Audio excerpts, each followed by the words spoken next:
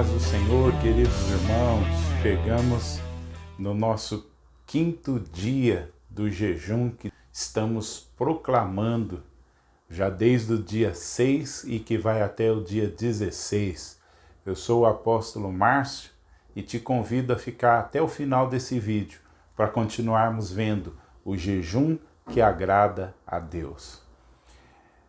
Hoje nós vamos falar de Isaías, capítulo de número 58, verso de número 7.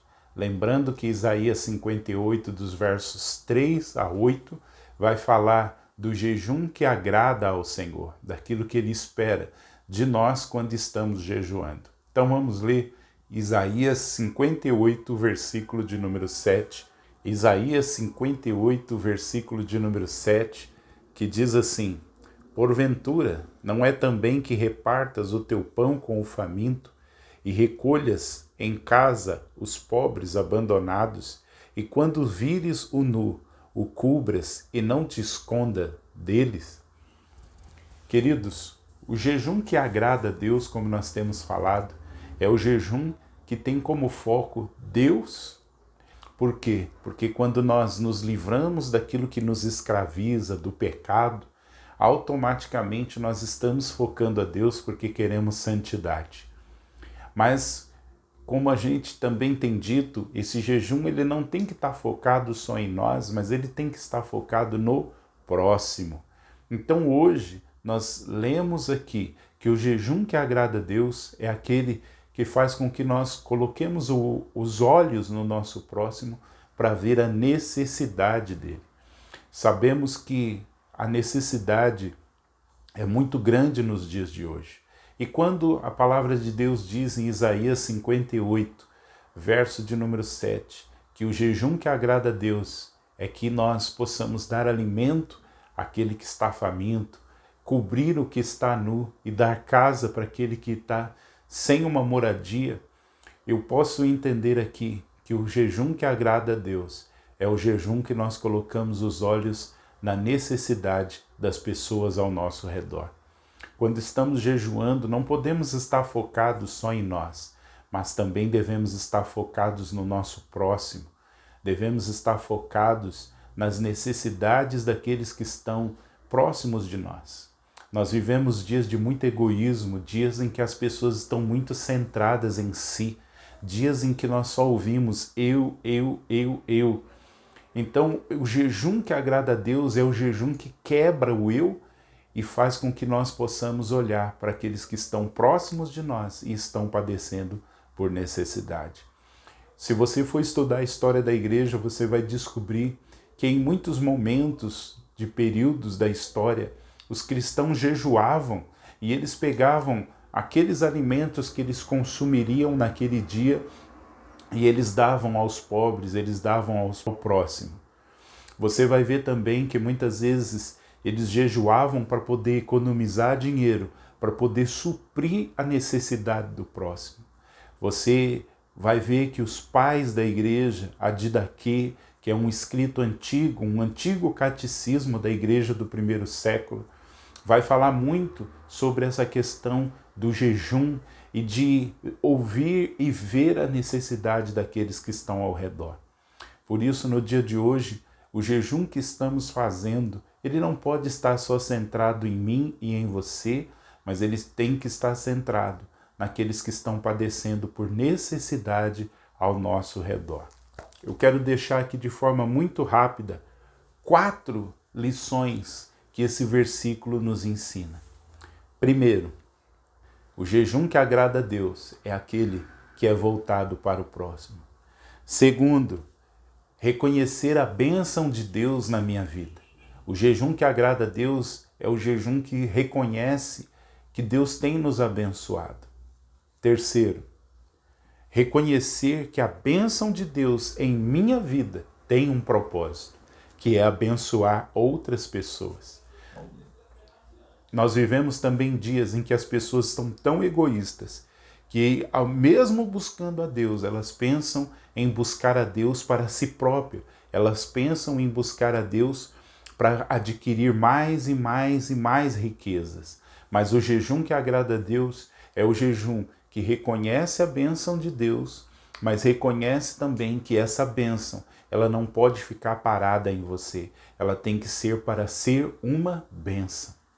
E por fim, a quarta lição que nós aprendemos com esse versículo, eu devo orar pelas pessoas que eu tenho ajudado. Eu devo jejuar por essas pessoas. Orar e jejuar para quê? Para que a sorte dessas pessoas mudem e elas possam se tornar uma bênção também na vida de outras pessoas. Se nesse momento da sua vida você está precisando de ajuda e tem recebido cestas básicas, tem recebido ajuda da sua igreja local, a nossa oração é para que você possa viver dias em que você possa ser uma bênção, que você possa, ao invés de estar recebendo cestas, você possa ser alguém que dá cestas. Ao invés de ser alguém que está recebendo recursos, que você possa ser alguém que dê recursos. Essa é a nossa oração e essa deve ser a nossa oração também quando estamos jejuando para ajudar pessoas. E por fim, eu quero lembrar você de um texto que me veio ao coração. 1 Reis, capítulo de número 17, vai nos contar a história do encontro de Elias com uma viúva. E naquele texto nós vemos que Elias chega, pede água àquela viúva sai, traz um pouco de água, mas Elias também pede algo para comer. E aquela viúva diz que o que ela tem é suficiente apenas para ela e para o filho dela, e depois eles estariam esperando a morte. Então Elias diz, não, vai lá, faz o que você tem que fazer, mas você vai trazer esse alimento para mim. Confie em Deus, porque assim diz o Senhor, não vai faltar na sua casa. E aquela mulher prontamente obedece à palavra que vem através do profeta, prepara uma comida para ele, diz o texto que a fartura enche a casa dela. Eu acredito que aquela mulher não reteve só para si, mas eu acredito que aquela mulher se tornou uma bênção na cidade onde ela estava. Mas que lições nós podemos tirar disso? Sabe, eu estava meditando nesse texto e pensando, às vezes nós olhamos a nossa vida e estamos num momento de escassez e achamos que não podemos, que não temos para ajudar. Eu quero dizer uma coisa para você, por menos que a gente tenha, nós podemos ajudar as pessoas. Eu tenho meditado muito nessa questão de ofertar, dizimar, de dar os recursos que o Senhor tem nos dado.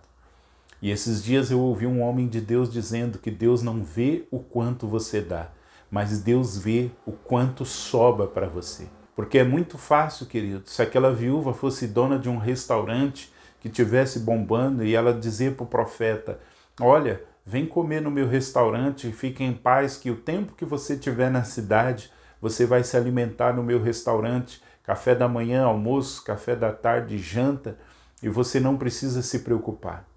Mas abençoar o profeta, quando tudo que ela tinha era só aquele bocado para ela e para o filho, é aí que a fé se manifesta. Deus não olhou para o quanto ela tinha, Deus olhou para o quanto ela ficou depois de ter oferecido ao profeta. E aí veio a bênção e trouxe abundância. E aí nós também podemos nos lembrar daquela viúva que chegou diante do gasofilácio e deu a sua moedinha. E Jesus diz que ela deu tudo o que tinha. Mais uma vez nós podemos ver que o que Deus viu não era o quanto ela podia dar, mas o quanto sobrou para ela. Então, querido, no dia de hoje, nesse jejum, que eu e você possamos refletir no próximo e que possamos ajudar, sim, as pessoas. Mesmo que hoje você diga que você não tem o suficiente para você, de repente essa palavra vai vir para mudar a sua sorte. De repente esse vídeo está chegando para ser como o profeta Elias na casa daquela viúva. A chegada do profeta mudou a sorte daquela viúva. Então, querido, que no dia de hoje, nesse jejum, você possa ajudar aqueles necessitados, que você possa olhar para o próximo. Se você sabe de alguém que está precisando de uma cesta, se você sabe de alguém que está passando por um momento difícil financeiro e pode fazer uma oferta, faça isso. De repente você está esperando ter grandes quantias e o milagre vai acontecer quando talvez não nos sobre nada, mas a gente supra a necessidade do outro. Eu quero orar com você nessa hora. Pai, no nome de Jesus, nós colocamos esse 5º dia de jejum. Nesse dia nós olhamos para os necessitados, olhamos, ó Deus, para aqueles que estão passando por algum tipo de necessidade ou privação. Senhor, que a sorte dessas pessoas sejam mudadas, assim como a sorte daquela viúva e o seu filho foi mudado. Senhor, que nós não nos apeguemos aos valores para ajudar, mas mesmo que estejamos vivendo tempos de escassez, o nosso coração esteja disposto a abençoar e ajudar ao próximo. Senhor, abre os nossos olhos para que possamos ver a necessidade daqueles que estão ao nosso redor e usa-nos como um instrumento, porque um dia o teu servo disse que Jesus, o teu filho, disse: melhor é dar do que receber.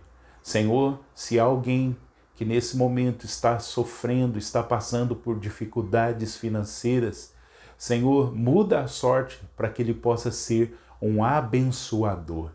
Senhor, porque é muito gostoso receber as bênçãos, mas mais gostoso ainda é poder ser um canal para abençoar a vida de outros. É isso que oramos e agradecemos nesse dia, em nome de Jesus. Amém. Amém, querido. Deus abençoe, que você possa continuar firme no propósito e lembre-se, hoje é um dia de olhar para o próximo. Se você não é do Libertador de Israel, frequenta um ministério, de repente faça uma compra, leve até a igreja. Se você conhece alguma família, faça uma doação a essa família.